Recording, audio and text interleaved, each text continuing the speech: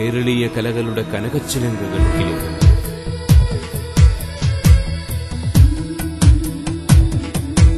വാസന്ത സന്ധ്യ. September മാസം Gulf നാട്.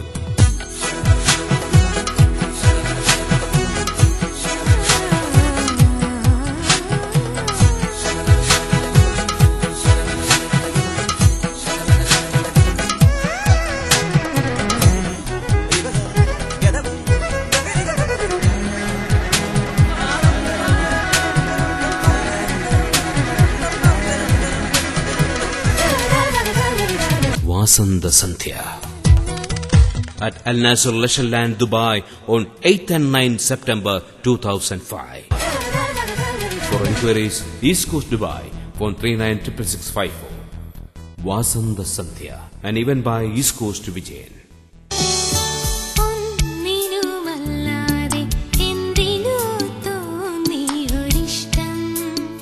നിങ്ങൾ നെഞ്ചേറ്റിലാളിച്ച പ്രണയഗാനങ്ങളുടെ ദൃശ്യചാരുത ഇനി വീഡിയോ സിഡിയിലൂടെ.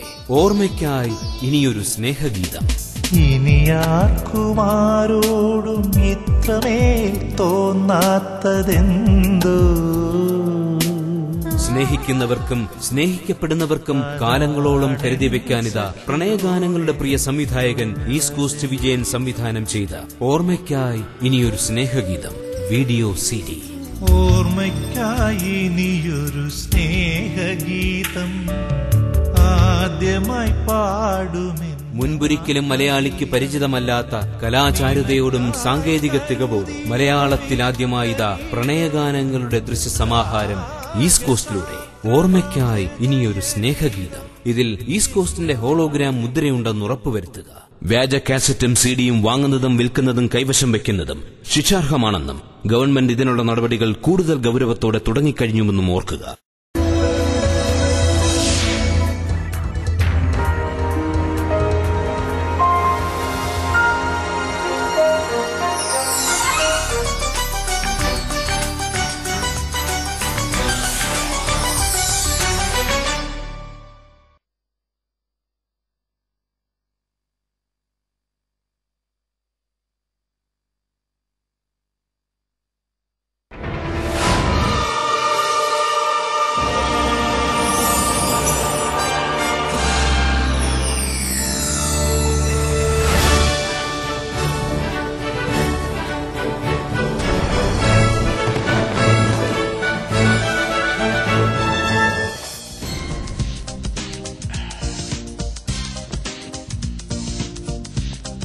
നമസ്കാരം.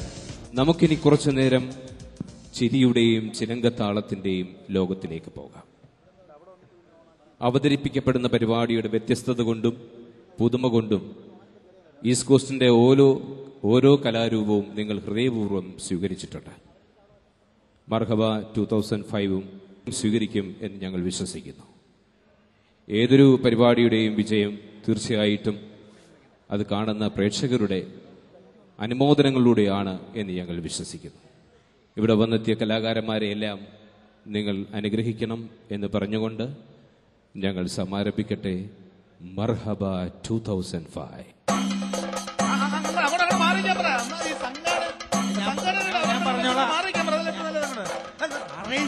മുഖ്യമന്ത്രി ഒരാൾ സമയം വരുന്നത് നിങ്ങളവിടെ ആളെ കൊണ്ട് മാറ്റിയിരുന്നത് ഇത് എത്ര പറഞ്ഞാലും മനസ്സിലാവുകയുള്ളത്. എന്ത് ചെയ്യുമ്പോ ഞാൻ കുഴപ്പമൊന്നുമില്ല ഒന്നൊന്നും പറഞ്ഞു മനസ്സിലാക്കാൻ പ്ലീസ്. ലേഡീസ് ആൻഡ് ജെന്റിൽമാൻ, നമ്മുടെ മുഖ്യമന്ത്രിയുടെ നേതൃത്വത്തിലുള്ള മഹാമേളയിലേക്ക്, ജനസമ്പർക്ക മഹാമേളയിലേക്ക് നിങ്ങൾക്ക് ഏവർക്കും സ്വാഗതം. ഇതിന്റെ ഉദ്ഘാടകൻ കൂടിയായ അദ്ദേഹത്തെക്കുറിച്ച് എത്ര പറഞ്ഞാലും മതിവരില്ല. കാരണം അദ്ദേഹം അധികാരത്തിൽ വന്നതിന് ശേഷം 1,09,615 പരാതികൾ സ്വീകരിക്കുകയും അതിലൊന്നുപോലും കീറിക്കളയാതെ ചവറ്റുകൊട്ടയിലിടാതെ കത്തിച്ചു കളയുക മാത്രം ചെയ്ത ആ മഹാൻ കേരളത്തിലെ ഒടുക്കത്തെ വിജയത്തിന് ശേഷം ഗൾഫ് നാടുകളിൽ എത്തിയിരിക്കുകയാണ്. ഇതിനു മുന്നോടിയായി ഗൾഫ് നാടുകളിലുടനീളം പ്രശസ്തരായ TV സിനിമാ താരങ്ങളെ പങ്കെടുപ്പിച്ചുകൊണ്ടുള്ള കലാപരിപാടികൾക്ക് തുടക്കം കുറിക്കുകയാണ്. ഇതിന്റെ ഉദ്ഘാടന കർമ്മം നിർവഹിക്കാൻ ആ മഹത് വ്യക്തിയെ ഞാൻ വേദിയിലേക്ക് ക്ഷണിക്കുന്നു.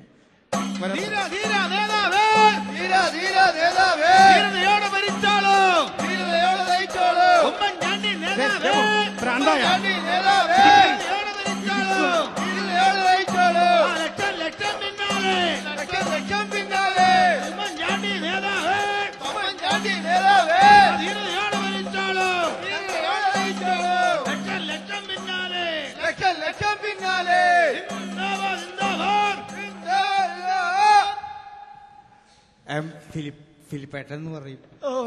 സാറ് ഭയങ്കര വേർത്ത് കുളിച്ചിട്ടുണ്ടല്ലോ.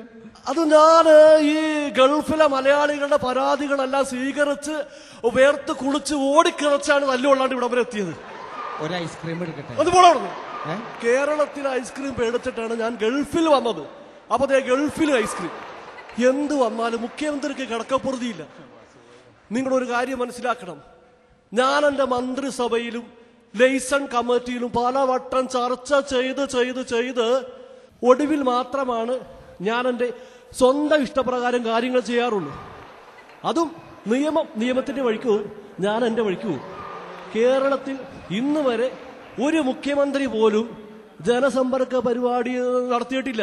കേരളത്തിൽ ജനസമ്പർക്ക പരിപാടി നടത്തി മതിയും കൊതിയും കെടാതെയാണ് ഗൾഫിലെ നിങ്ങളെ കൂടി സമ്പർക്കം ചെയ്യാമെന്ന് ഞാൻ വിചാരിച്ചത്. ഗൾഫിലെ മലയാളികൾക്ക് വേണ്ടി ഒരുപാട് കാര്യങ്ങൾ ചെയ്യാൻ ഗവൺമെന്റ് തീരുമാനിച്ചിട്ടുണ്ട്. അതിലൊന്ന് രണ്ട് കാര്യങ്ങൾ ഞാനിപ്പോൾ പറയാം.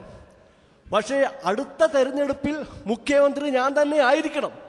എന്നാൽ കേരളത്തിൽ നിന്നും ഗൾഫിൽ വരുന്ന മലയാളികൾക്ക് വിസയും പാസ്പോർട്ടും ടിക്കറ്റുമില്ലാതെ ഇവിടെ ജോലി ചെയ്യാനുള്ള സംവിധാനം ഗവൺമെന്റ് ഉണ്ടാക്കും. അപ്പൊ എന്നെ ഇവിടെ വിളിച്ചു വരുത്തിയ എന്റെ ഗവൺമെന്റിന് വേണ്ടി ഇങ്ങനെ ഒരു ജനസമ്പർക്ക പരിപാടി സംഘടിപ്പിച്ച ഈസ്റ്റ് കോസ്റ്റിനും കൈരളി TVക്കും എന്റെ എല്ലാ നന്ദിയും. അതുകൊണ്ട് ഈ ജനസമ്പർക്ക പരിപാടി ഉദ്ഘാടനം ചെയ്യുന്നു. അതോടൊപ്പം ആചാരവിധിപ്രകാരം കാര്യങ്ങൾ ചെയ്യുന്നതിന് വേണ്ടി തന്ത്രമന്ത്ര കുന്ത്രങ്ങൾ കൊണ്ട് അമ്മാനമാടുന്ന നമ്മുടെ ഇന്ത്യയുടെ രക്ഷകനായ ആറ്റുകാൽ രാമകൃഷ്ണനെ ഞാൻ ഈ വേദിയിലേക്ക് ക്ഷണിച്ചുകൊള്ളുന്നു.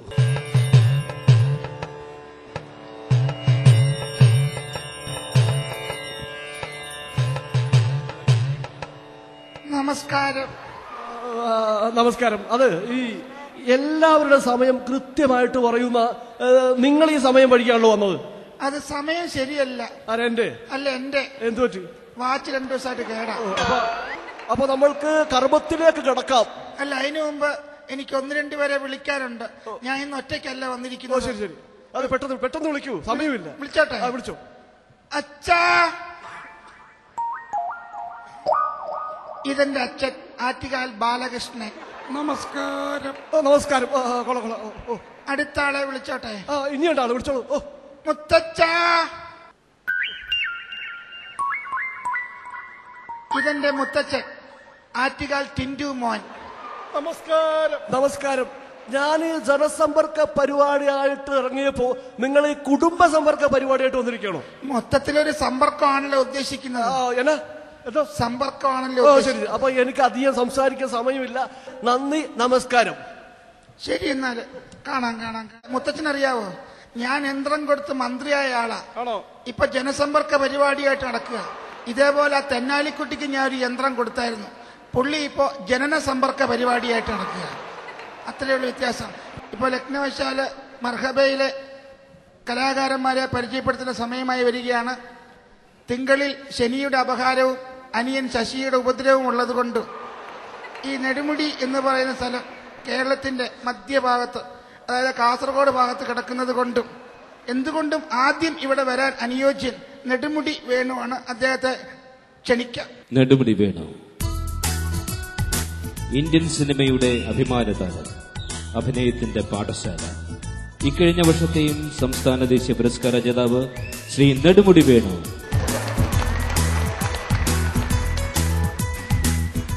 പ്രിയമുള്ളവരെ, 3-4 വർഷത്തിന് ശേഷം വീണ്ടും നിങ്ങളുടെ മുമ്പിൽ വന്നിരിക്കുകയാണ്. ഇത്തവണ വളരെ വിഭിന്നമായ ഒരു ചേരുവയാണ് ഇതിൻ്റെ സംവിധായകൻ ശ്രീ ഈസ്റ്റ് കോസ്റ്റ് വിജയൻ ഇവിടെ പരീക്ഷിക്കുന്നത്. ഇത് വളരെ നല്ല ഒരു കൂട്ടാണ് എന്ന് കഴിഞ്ഞ അരങ്ങുകൾ തെളിയിച്ചു കഴിഞ്ഞു. നിങ്ങൾ ഞങ്ങളുടെ അതിഥികളാണ്, ഞങ്ങൾ ആതിഥേയരാണ്. ഏറ്റവും സ്വാദിഷ്ടമായ ആഹാരം വിളമ്പുക എന്നുള്ളതാണ് ഞങ്ങളുടെ കടമ. അത് ഭംഗിയായി നിർവഹിക്കുന്നതാണ്. ഈ ദിവസം നമുക്ക് ഇരു കൂട്ടർക്കും ഒരു നല്ല ഓർമ്മയായി മനസ്സിൽ ശേഷിക്കട്ടെ എന്നാഗ്രഹിച്ചുകൊണ്ട് ഞാൻ എൻ്റെ വാക്കുകൾ അവസാനിപ്പിക്കുന്നു. നമസ്കാരം.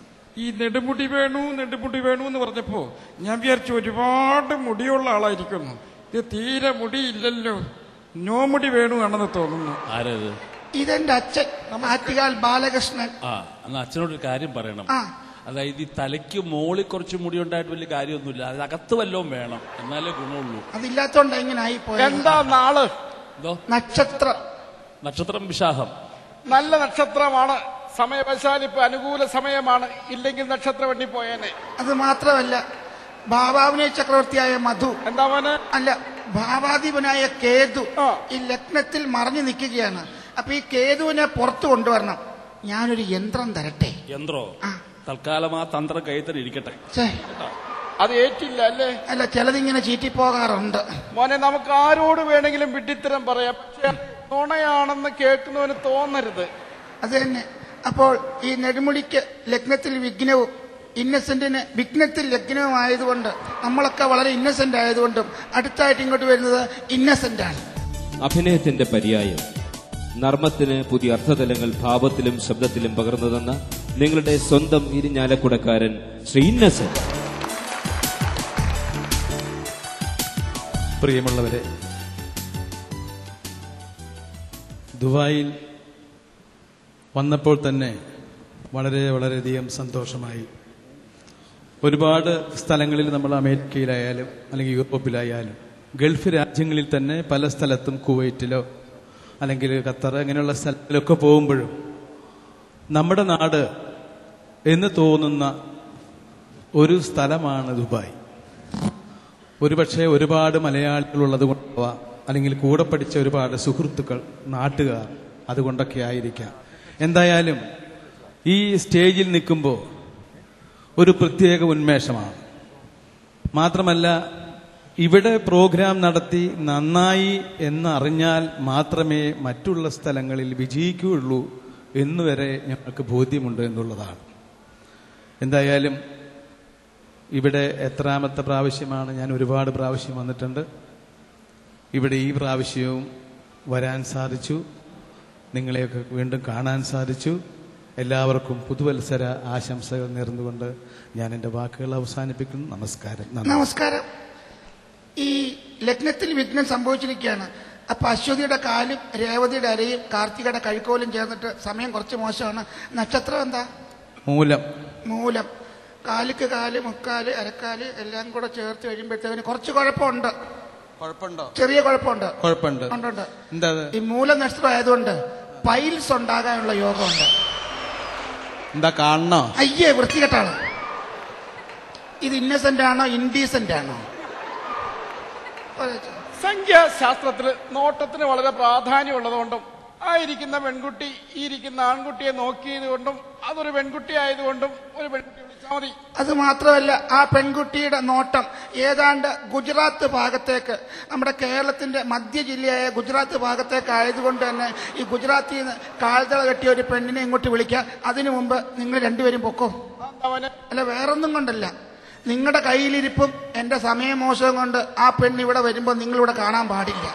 വിട്ടോ. സംഭവം പ്രായമായെങ്കിലും പറഞ്ഞിട്ട് കാര്യമില്ല, വല്ലാം പോക്ക് കേസാ. വസുന്ധരാദാസ് ഗായികയായും സിനിമാ താരമെന്ന നിലയിലും ജനഹൃദയങ്ങളിൽ പ്രത്യേകം സ്ഥാനം നേടിയെടുക്കുവാൻ കഴിഞ്ഞ അപൂർവം സൗഭാഗ്യത്തിന്റെ ഉടമ. സൗന്ദര്യ സങ്കല്പങ്ങൾക്ക് വേറിട്ട് ഒരു ആകർഷണീയതയുമായി ഇതാ വസുന്ധരാദാസ്.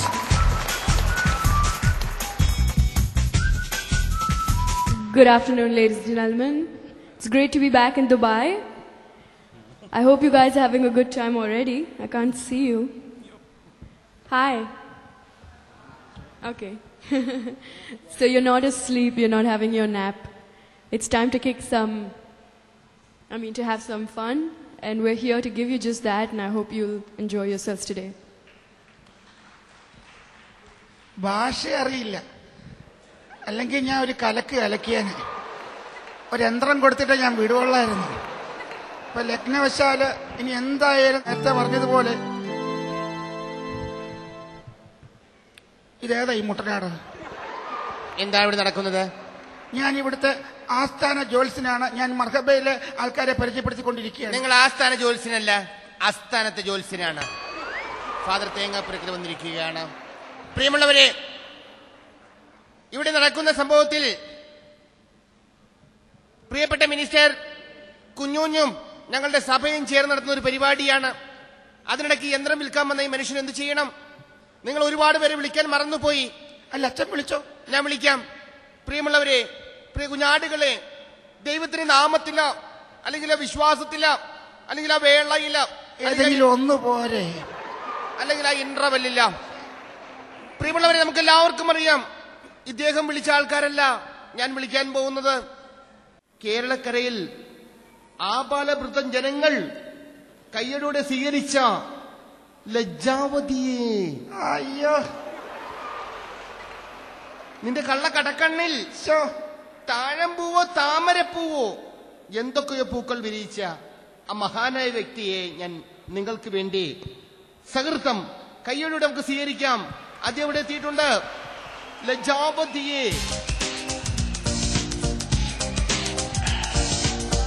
പ്രിയമുള്ളവരെ, നിങ്ങളെയൊക്കെ കാണാൻ കഴിഞ്ഞ സന്തോഷമുണ്ട്. എനിക്ക് പ്രസംഗിക്കാനൊന്നുമില്ല, ഇതല്ല. നമുക്ക് വീണ്ടും പരിപാടികളെ കാണാം. നന്ദി, നമസ്കാരം. നമസ്കാരം കുഞ്ഞാടേ. വല്ലതും മനസ്സിലായോ? ഒന്നും മനസ്സിലായില്ല. ഭാഗ്യം. സുഹൃത്തുക്കളെ, അടുത്തതായിട്ട് വിളിക്കാൻ പോകുന്ന മറ്റേ അതാ അവിടെ ആ ഓഡിയൻസ് ഇടയിൽ നിന്നൊരു യുവ കോമളൻ കോട്ട് വായിട്ടു. ഇത് കേട്ടപ്പോൾ ഞാൻ അത് കണ്ടപ്പോൾ ഞാൻ ഓർക്കുകയാണ്, ഒരു യുവ കോമളായ നടൻ മറ്റാരുമല്ല, നമുക്ക് ഏവർക്കും പ്രിയങ്കരനായ ഒരു നടനുണ്ട്. എന്റെ കർത്താവേ കൃഷ്ണ. ആകർഷണീയമായ ശരീരഘടനയും എപ്പോഴും പുഞ്ചിരിക്കുന്ന മുഖവുമായി ഒരു യുവകോമളൻ കൃഷ്ണ.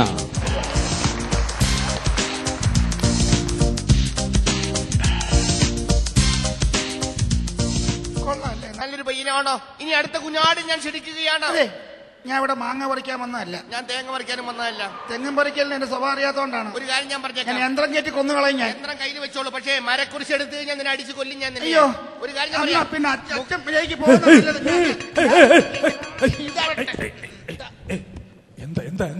അതെ. ഈ ലഗ്നവശാൽ ഇതിന്റെ നോട്ടത്തിന് നിയമിച്ചിരിക്കുന്ന ജോത്സ്യനാണ് ഞാൻ. അതിന്റെ ഇടയ്ക്ക് ഈ മുട്ടനാട് വന്ന് കയറി. പറയാം. അതായത് മുഖ്യമന്ത്രി ഏൽപ്പിച്ചാണ് എന്നെ ഏൽപ്പിച്ച പരിപാടിയാണ്. അത് മുടക്കാൻ വേണ്ടി വന്നിരിക്കുകയാണ്. ദയവ് ചെയ്ത് ഞാൻ പറയുന്ന ഒന്ന് കേൾക്കുക. അതിന് മുമ്പ് ഒരു കാര്യം ഞാൻ പറഞ്ഞോട്ടെ. ഞാൻ ഈ ഇതിന്റെ കമ്മിറ്റിയുടെ പ്രസിഡന്റാണ്, മനസ്സിലായോ? അപ്പൊ എന്നെയാണ് പലരും ചുമതല ഏൽപ്പിച്ചിരിക്കുന്നത്. തൽക്കാലം ഒരു കാര്യം ചെയ്താട്ടെ, എന്റെ അധ്യക്ഷ പ്രസംഗം കഴിഞ്ഞിട്ട് നിങ്ങളെ വീണ്ടും വിളിക്കാം. അതൊരു പേരുന്നാട്ടെ, ഞങ്ങൾ പോകാം. എനിക്കൊരു അപേക്ഷയുണ്ട്. എന്താണ്? ഈ ശബ്ദം ഞങ്ങളുടെ ഫാമിലി വോയിസ് ആണ്, ഇത് ഇമിറ്റേറ്റ് ചെയ്യരുത്. ഇല്ല, ഇത് ഓടി നടന്ന് ശബ്ദം അടച്ചുപോയി.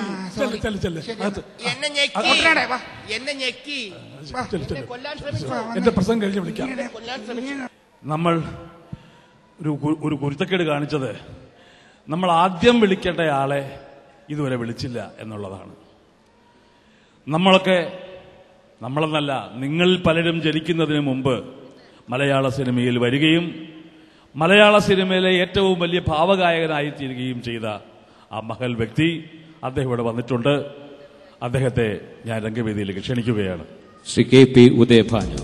മലയാളിയുടെ പ്രണയവും വിഷാദവും സ്വപ്നത്തിലും യാഥാർത്ഥ്യത്തിലും വിടർന്നത് ഈ ഗായകന്റെ ശബ്ദത്തിലൂടെയാണ്. ശ്രീ KP ഉദയഭാനു.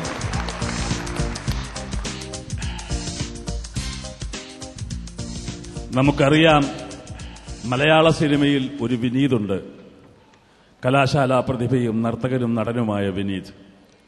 അതേപോലെ അതേ പാദത്തിൽ പിന്തുടർന്ന് പ്രതിഭയും നടനും നർത്തകനും വിനീതനുമായ മറ്റൊരു വിനീത്. ബാല്യകാലം മുതൽ മലയാളികൾ വാത്സല്യത്തോടെ വളർത്തിക്കൊണ്ടുവരുന്ന യുവഹൃദയങ്ങളുടെ പുത്തൻ തുടിപ്പായ വിനീത് കുമാർ.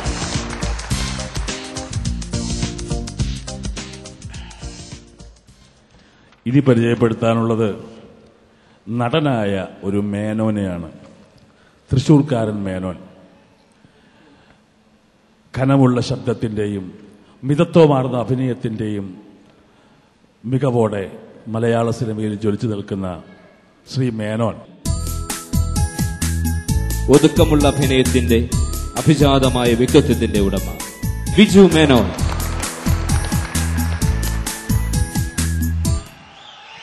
പ്രിയമുള്ളവരെ, എല്ലാവർക്കും എൻ്റെ പുതുവത്സരാശംസകൾ. ഈസ്റ്റ് കോസ്റ്റ് ഷോയ്ക്ക് എല്ലാവിധ പ്രോത്സാഹനവും പ്രതീക്ഷിക്കുന്നു. നന്ദി, നമസ്കാരം. Thank you. ഇനി നമുക്ക് ആരെയാ വിളിക്കേണ്ടത്? അതെ നവാസ്.